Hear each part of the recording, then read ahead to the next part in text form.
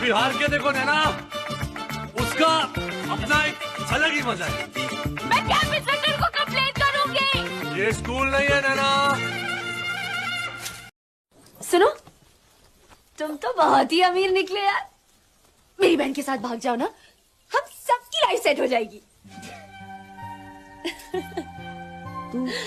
Original piece है, मालूम है ना तुझे? ऐसा दूसरा नहीं है।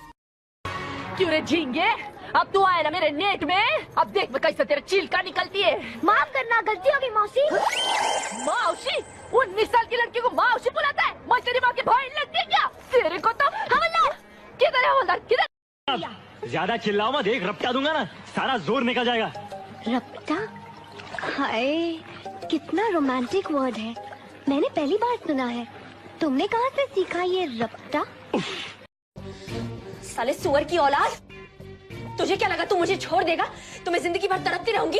तड़पेगा तू कमीने, कीड़े पड़ेंगे तेरे ऊपर, कुत्ते की मौत मरेगा और मरने के बाद हमेशा हमेशा के लिए नरक की आग में जलेगा तेरी माँ की। मैं लव शब्द में बिलीव नहीं करती। मालूम है बाबा, लेकिन क्यों?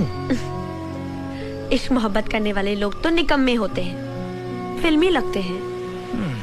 असलियत में लव जवानी का एक एंटरटेनमेंट पैकेज होता है।